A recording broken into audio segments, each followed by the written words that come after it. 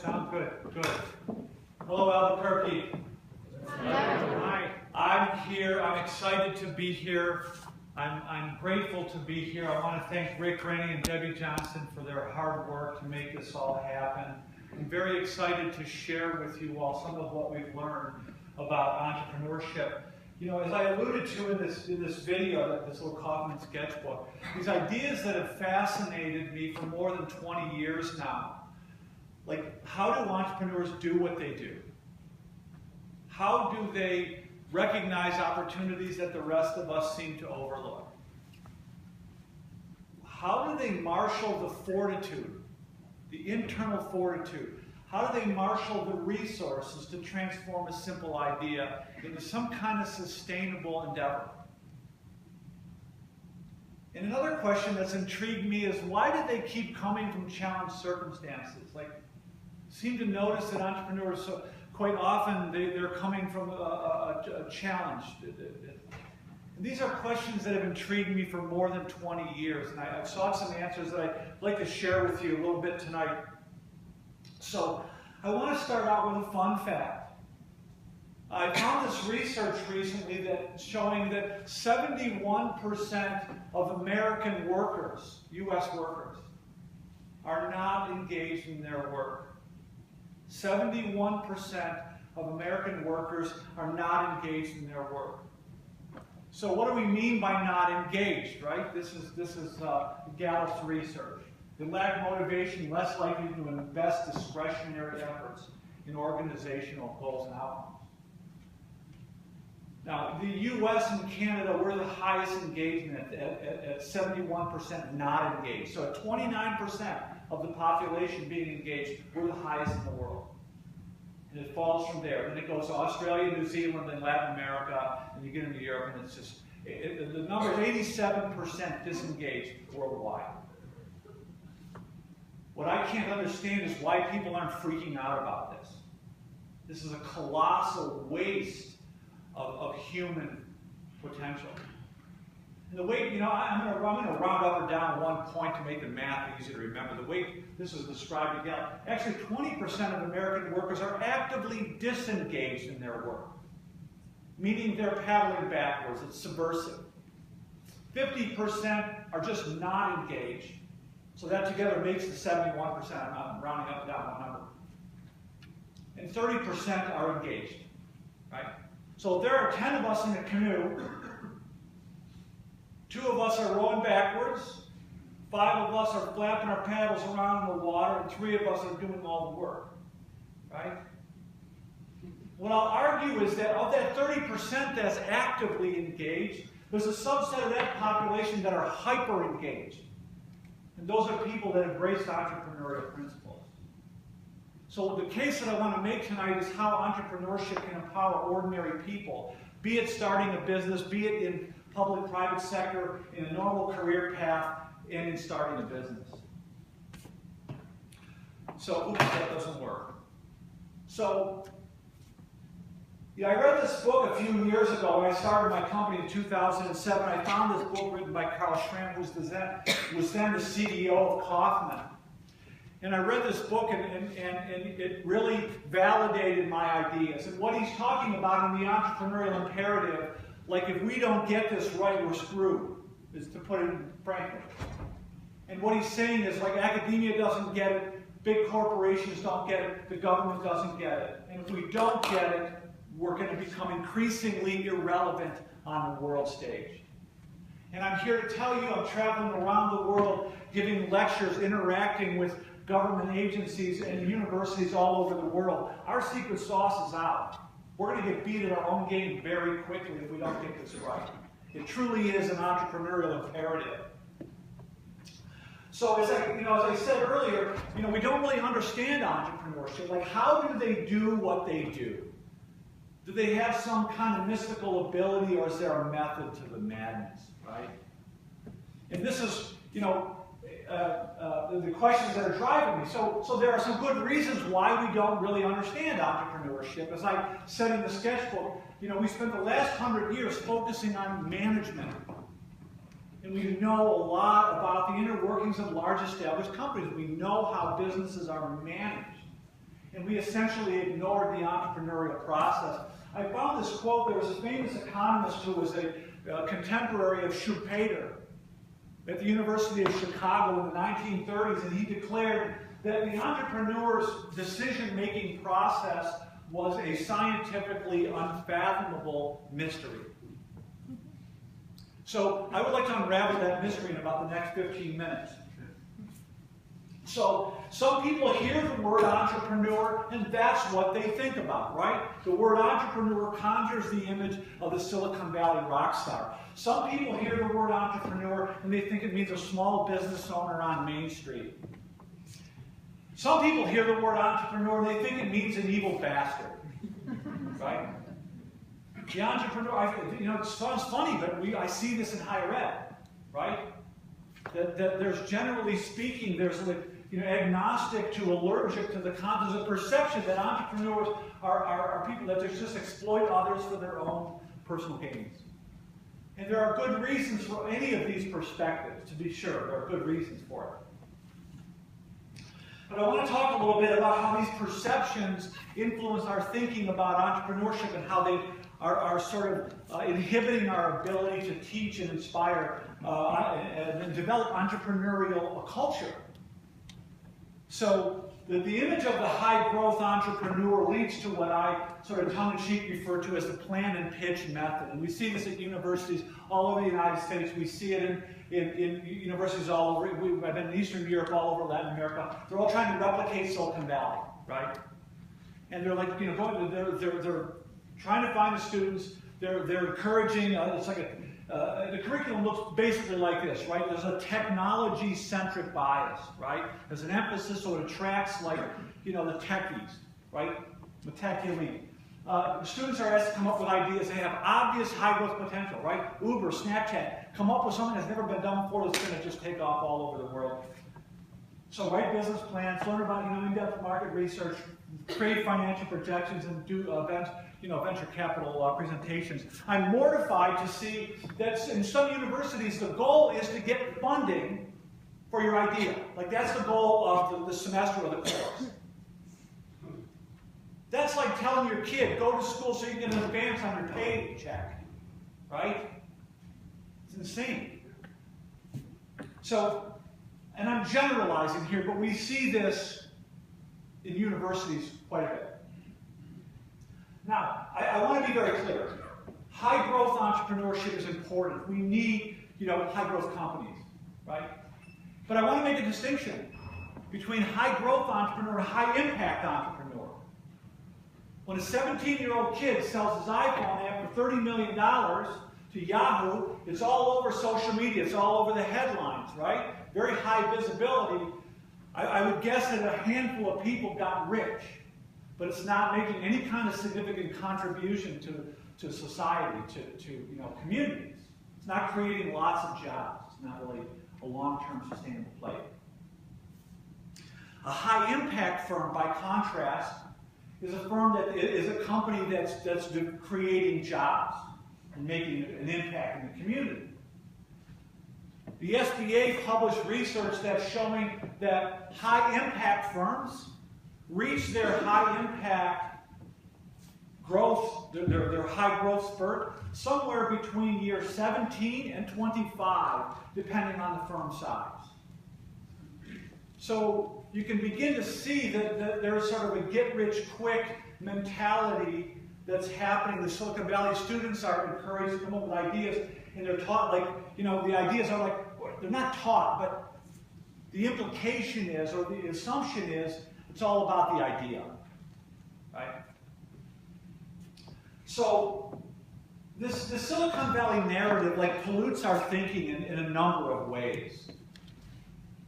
One of which is that it leads people to think that ideas, like I said, are like lottery tickets. And all you need to do is scratch the surface and its value will be obvious, right? It's like a lottery mentality. But it also teaches people that you need money. That money is the barrier between you and your goal, your dreams, right? I talk to people all over the world. Most people confess some kind of entrepreneurial aspirations. But many people believe, oh, I just don't have the money. Like the money is the obstacle to being an entrepreneur. I'll just spell that in a second. But really the point I want to make is that that's how many, there's about 500,000 new businesses are created each year in the United States, plus or minus, swing between 400 and 600,000, whatever. That's how many of them are funded with venture capital investment, right? A fraction of a percent. So the point is, we've got a huge visibility versus representation issue going on here that just doesn't accurately reflect the attitudes, behaviors, and skills, the journey, the path that a typical entrepreneur undertakes, right? How many people are sitting in this audience? How many people are in our universities, in our community centers? How many people are struggling right now that have entrepreneurial potential, but they think, I don't have an idea that's going to change the world. I don't know what venture capital is. I don't have access to that, so I can't play. It's a game I can't play. So my point here, again, we need high-growth entrepreneurs, but entrepreneurship is not lottery, right? It's not a get-rich-quick scheme. And, back up just 1 second. Putting out Mark Zuckerberg or Steve Jobs as the face of entrepreneurship is tantamount to teaching financial literacy by showing people lottery winners, right? We're just putting forth like outliers that don't really accurately reflect what a typical, the process, the journey is all about. So let's go back to the small business management perspective, right? We see these as community college businesses, small business development centers. So you want to start a business, you express a desire to start a business on Main Street. So we're going to teach you, we're going to treat you as if your startup, your little small business, is just a smaller version of a large corporation. Right? So this is how the curriculum around these types of programs is influenced by this like small business management. We're going to give you a diluted MBA. We're going to teach you how to conduct market research, write a business plan, learn about finance, accounting, marketing, and sales, some legal structures, and how to seek bank financing, which is not going to happen, right? No banker has loaned anybody money on the feasibility of a business plan since 1972, right? It just doesn't happen. You got equity in your house, that's one thing, that's nothing to do with the business plan. So, but again, people are taught to think that it's money. I need $50,000, I need $200,000, I need $100,000. That's the only barrier between me and my entrepreneurial dreams. So, my point here is that this entrepreneurship is not management. Those skills I just showed are very important for managing a business that has a product or a service that's known that people are buying, and you have employees. You need all those skills. Those are managerial skills. They're not entrepreneurial skills. And what we now understand is those managerial skills are actually toxic to the entrepreneurial process. They're toxic. They just gum up the entrepreneurial portion of the process. That's what I'm going to talk about here. So we started to look at some research, and I found this one body of research done by a guy named Amir Bidet, who was at Harvard at the time. He did this program where he looked at several hundred Inc. 500 companies.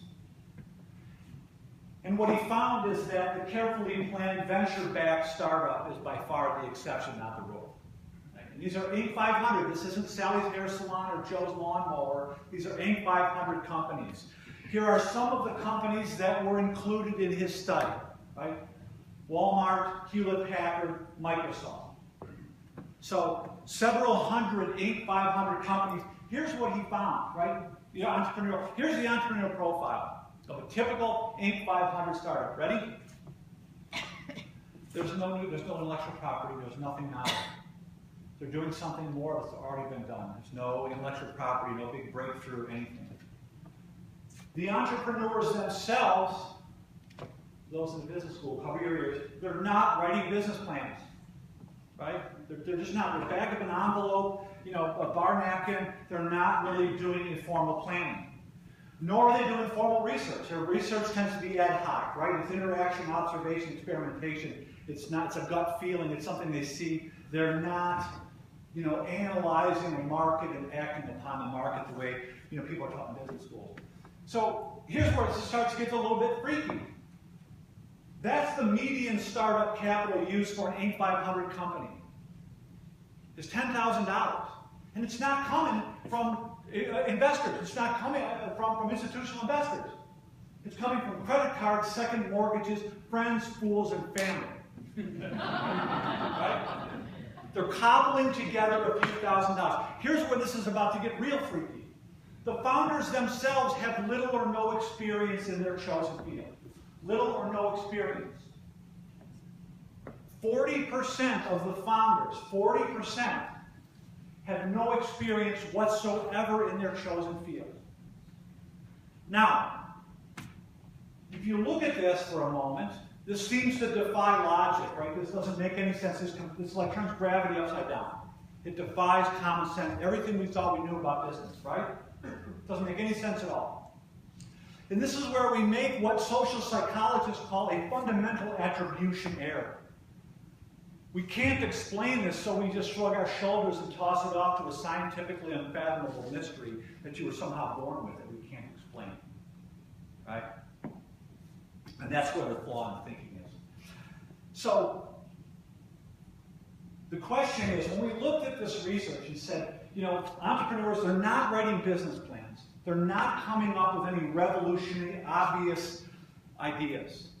They don't have access to capital. Their ideas are obvious to no one except a couple of their caffeinated friends in the beginning. They don't have money, they don't have experience. How are they doing this, right?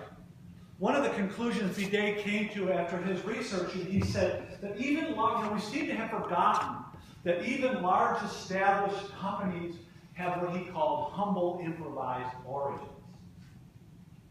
Humble improvised origins. And he said even entrepreneurs like Sam Walton and Bill Gates initially set out pursuing highly uncertain niche opportunities without money, without knowledge, without a lot of experience, without a lot of planning, yet somehow they managed to succeed. How are they doing that?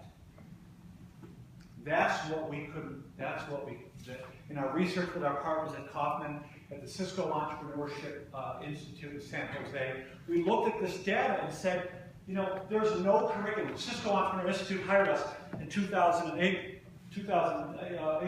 to create a gap analysis, to develop a gap analysis on the entrepreneurship education ecosystem around the world. There's no curriculum that can explain in any reasonable way how an ordinary person without capital, without a game-changing idea, without a lot of experience can create a successful endeavor. Couldn't explain it, which is why we created the Ice House program. We wanted to explain in a reasonable way how this actually occurs. So that's what I want to talk about right now real quick here. So I found this, anybody seen this TED Talk from Sir Ken Robinson, Schools Kill Creativity? Anyone seen that? Yeah, you should watch it. This is the #1 TED Talk of all time, #1 most used. Ken Robinson referred to this concept of breakpoint and beyond. He referred to this research where I found it. A guy named Dr. George Land developed this concept called transformation theory. And it's designed to explain the nature of change within any system. And I found it quite useful to help explain like the difference between the entrepreneurial process and the managerial process. Okay, so bear with me here. Oh, I keep forgetting this thing's not right. So what Dr. Land is saying, there are 3 phases of life, of growth for any system, an individual, a corporation, a culture, a company, what have you. Three phases. And Dr. Land is saying they're unavoidable. There's no getting around it, right? It's search, it's growth, and it's obsolescence. And there's no getting around. These are facts of life that you cannot mess with. What he's saying is that each phase requires a separate rules for survival. And the trick, Dr. Land is saying, is to understand which phase you are in so you know which rules to apply. Make sense?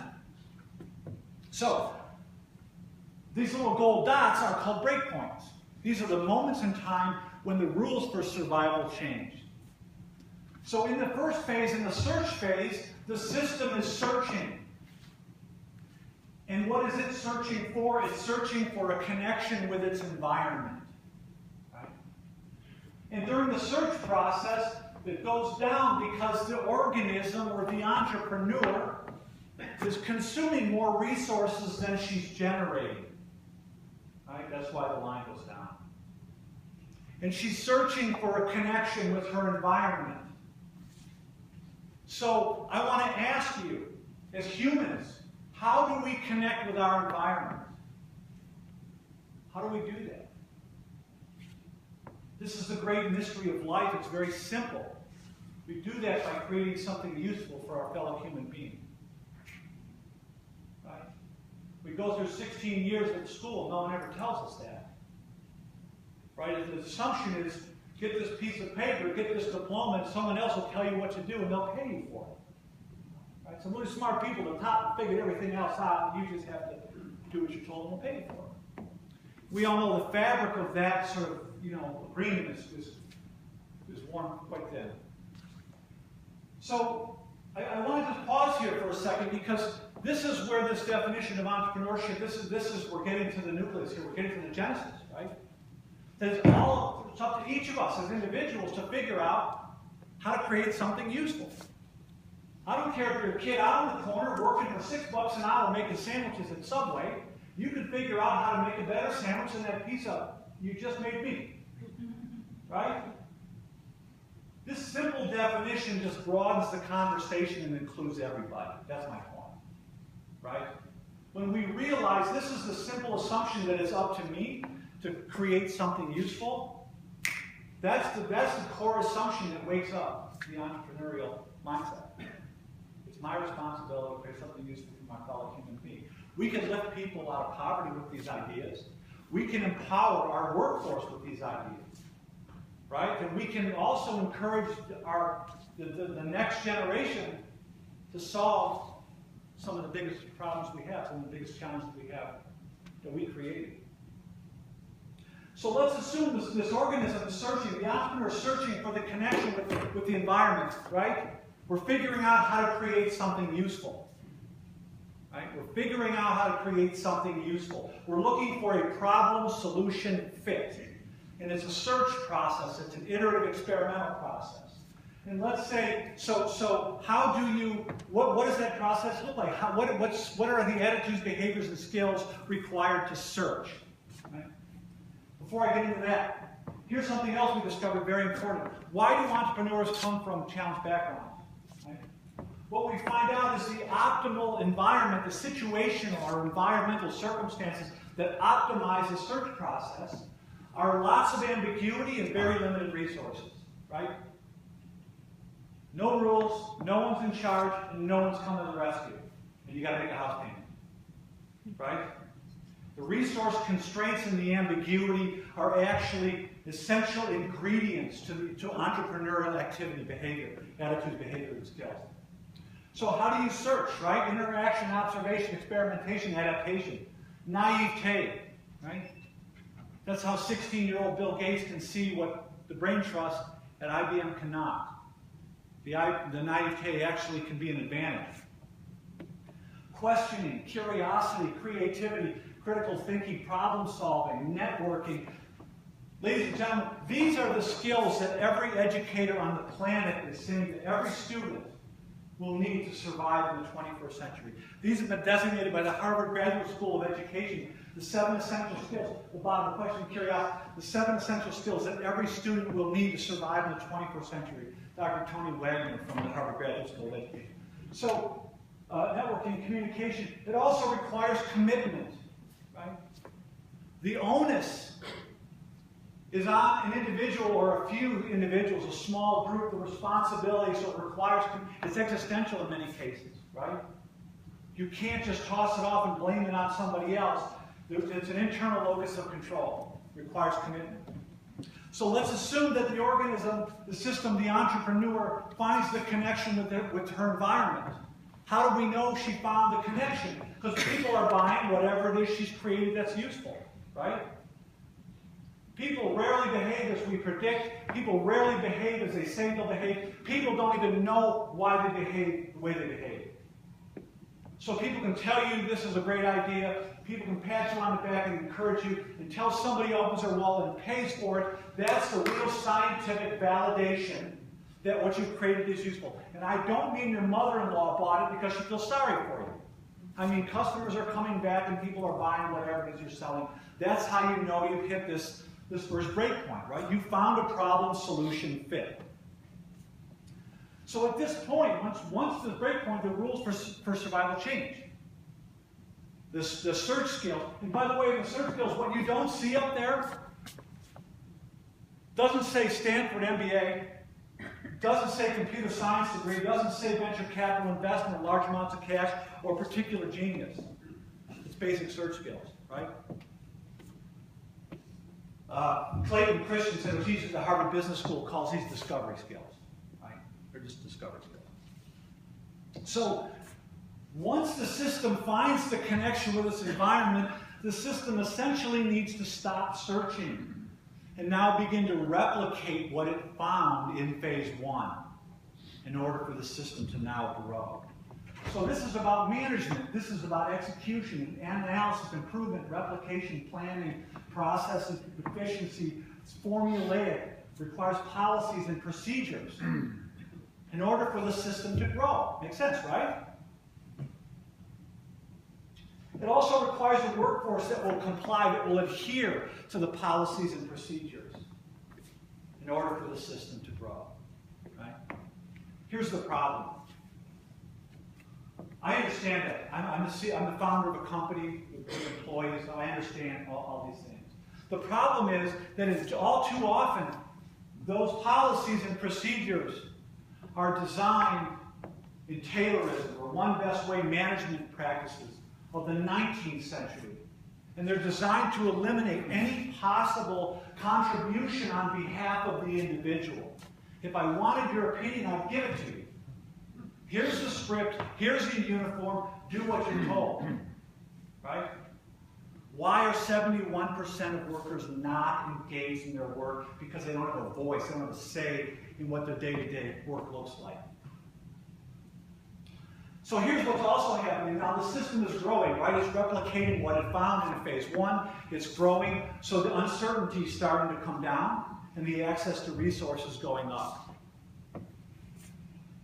Now, inevitably, a second break point will occur.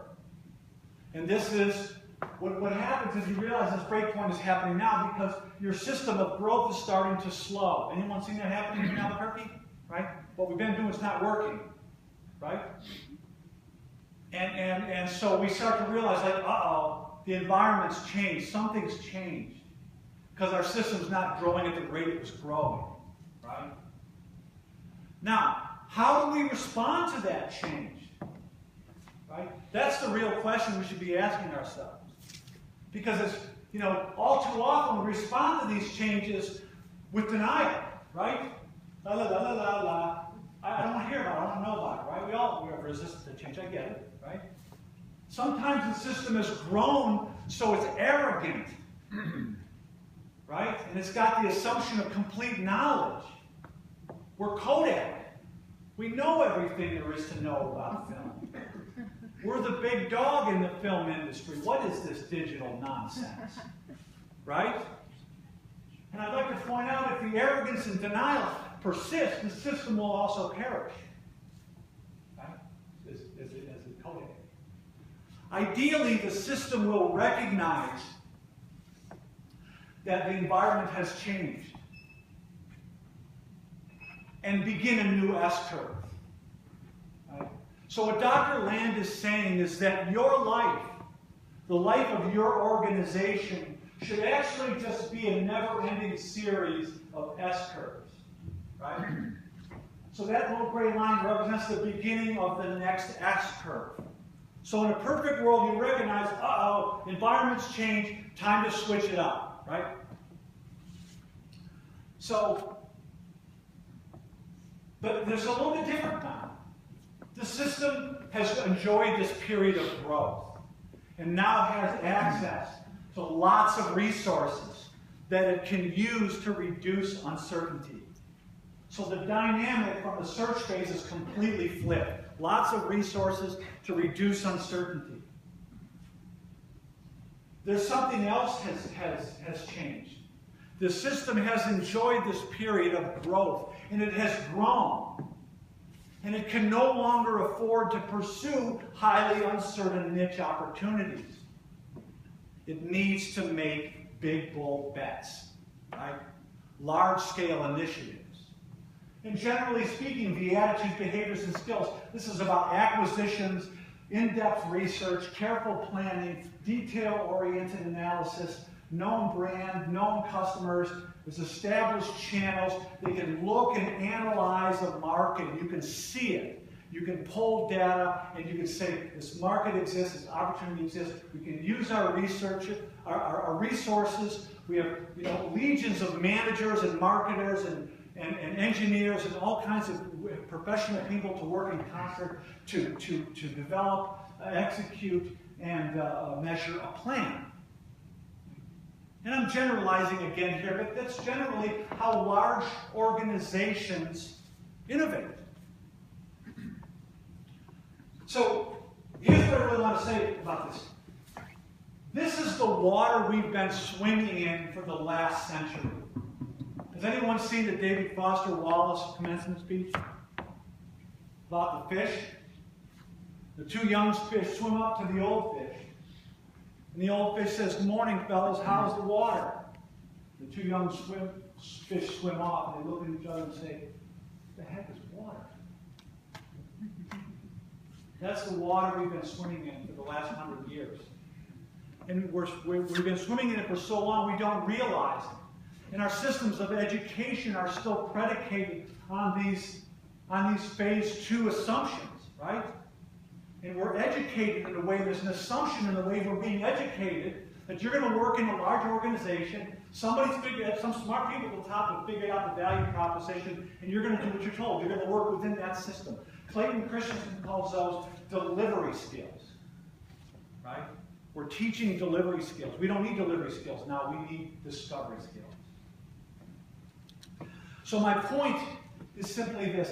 This is how large innovations, that's the difference between large corporations innovate and entrepreneurship. It's a different context, it's a different skill set, and we can't confuse the two.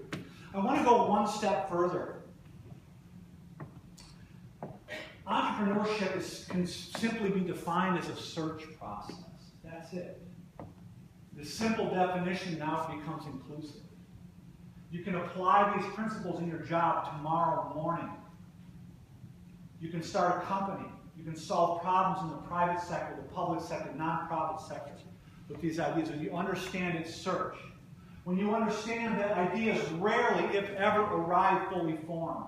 They take years, if not decades, to reveal themselves. Not years and decades of planning, years and decades of getting your ass kicked out in the world. Right? Sam Walton's opens his first discount variety store in 1946 with a few $1,000s cobbled together from friends, fools, and family. 23 years later, he opens his first distribution center. People start to pay attention. Right? So, we need to understand entrepreneurship as the search process. Not everybody is cut out to be a Steve Jobs. I get it. Not everybody is going to walk out of here and go start a business. I fully understand. Who among us is incapable of search? Everybody is capable of entrepreneurial attitudes, behaviors, and skills. And the more we research this field, the more we're finding that entrepreneurial attitudes, behaviors, and skills are the result of functioning in an entrepreneurial context. They're not the cause of the behavior, they are the effect of being in. That's something we need to get right, we need to understand. So, what do I mean by that, right? What I mean is, if you create the environment, you get the behavior. And I'm asked, I was in Brazil last week and working with the government of Brazil, SEBRAE, their small business development. You know, what can we do to help foster more entrepreneurship, more entrepreneurial behavior? And I said, okay, well first, you're digging a hole, stop digging. So what I mean by that is like, look in your institutions. Like, what are we doing now that's discouraging, that's inhibiting entrepreneurial attitudes, behaviors, and skills? Like, let's start there. This is a natural human impulse. It's not like we're trying to teach everyone to be a nuclear physicist. People are hardwired everybody wants to be engaged in work that matters. Everybody wants hope for a better life. Everybody wants their ideas to be heard and to be engaged in their work. When we understand entrepreneurship as a search process, suddenly what was a scientifically unfathomable mystery 15 minutes ago starts to make sense. If we understand it as search, we can also understand no breakthrough technology, right? Well, we now understand that's just a visibility versus representation issue. Anybody reading Daniel Kahneman's book, Think Fast and Slow? Run, don't walk to Amazon to get that one, right? What you see is all there is. We read these headlines in social media about, Snapchat and Uber and all these super hot Silicon Valley tech startups, and we think that's what entrepreneurship is. The reality is the typical entrepreneur has not got new technology. Little or no formal planning. Planning is toxic to the entrepreneurial process. It's the lack of planning. It's the ferreting and the searching and interaction and observation, experimentation that empowers the entrepreneur. They're not doing much market research. In corporate thinking, that's called causal behavior. You can see the market, you can plan everything, and then you can act. Entrepreneurial behavior is effectual. When Starbucks guy, Schultz, when he started Starbucks in the 70s, coffee was in a 20-year decline. Any sane business school professor would have told me you're nuts, right? They make things happen. They find things. They don't see an opportunity and then seize it. They sort of ferret it out. The lack of money actually helps the process. It creates an urgency and a focus. Giving money to young startups is a horrible idea. Money makes you stupid and lazy. It allows you to focus on the wrong things. It's the lean, it's the anxiety that forces you to focus on creating something useful. And the lack of experience, This is how Bill Gates, as I said, can see what IBM cannot. The Buddhists say, there's a Buddhist saying, in the eyes of the expert, the opportunities are few. In the eyes of the novice, they are many. The naivete is actually an advantage. So, you've all seen this quote before, and it's really quite helpful in this context. The future looks pretty bleak if you're looking at it through a lens of 20th century thinking. The future looks bleak. The income, the GDP versus wages is continuing to separate. People are asked to do more and more and more with less and less and less. It's just not sustainable. There are a lot of problems that our generation's created that the next generation has to solve. The only way we're going to be able to solve these problems is with a different level of thinking that we created. And over human history, all the great advances in human history rarely, if ever, come about by doing just more of what we're already doing. Let's just double down and do it a little harder. That's never the answer. The great advances come about as the result of a shift in our awareness, followed by a change in our behavior. I've interviewed hundreds and hundreds and hundreds of entrepreneurs all over the world, from some of the shittiest places in the world, from slum dogs in Kenya to a Jordanian woman that wasn't allowed to drive, living in Saudi Arabia. The entrepreneurial spirit is alive and well. People are doing it. The great advances are not going to come about by doing more of what we're already doing. So, I want to just close with a definition of an entrepreneurial mindset. Right? So we use a very simple definition of mindset. Right? It's the underlying beliefs and assumptions that drive the behavior. My original thought was if I can understand the mental model of the entrepreneur, if I can deconstruct the mental model, this could empower people. And after interviewing hundreds and hundreds of entrepreneurs, I can tell you, their stories are all different. They come from different circumstances, they have different resources, they have different levels of ambition, they have different levels of intelligence, they have different areas of interest. There's all sorts of situational factors that are just all over the place. There's a fundamental logic that's common, that transcends socioeconomic time and circumstance, culture. An entrepreneurial mindset is really quite simple. It's the assumption that I can empower myself by solving problems for other people. It's not really about doing something that you like to do or want to do. It's about figuring out how to solve problems within your area of interest and competency. That's what entrepreneurial mindset is all about. That can be deployed in any context. If you're a nurse, if you're working in nonprofit, if you want to start a business, if you want to just do something on the side. I wrote a book in 2010 called Who Owns the Ice House, and it was my co-author, who's a Pulitzer nominee, Cliff Tolbert. And Clifton was, among other things, one of the founders of Stairmaster. And he attributed the success, his entrepreneurial success, to his uncle Cleve, who taught Cliff how to be an entrepreneur in the 1950s in the segregated South. When this guy had a 5th grade education, he was not allowed in the bank. And he managed to own a number of little businesses in this area. That's a fantastic demonstration of the entrepreneurial mindset, the simplicity and the power. So, I'm going to just brag for about 15 seconds here. You know, I'm walking the walk while I'm talking the talk. And we launched this program in 2011 with our partnership with Kaufman. It's since gone all over the world, being translated in multiple languages. Spanish, Portuguese, we're working on Bulgarian, Croatian right now, and possibly Russian. It's taking me places I could never imagine around the world. Tom Ruth, the former vice president of Kaufman, is now our CEO.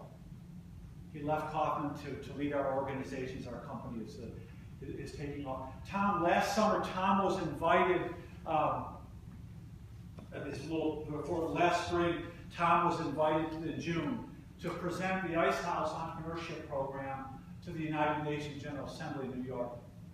And that presentation led to an invitation to the Vatican last October. Tom was invited to the Vatican to present the Ice House project to a papal council.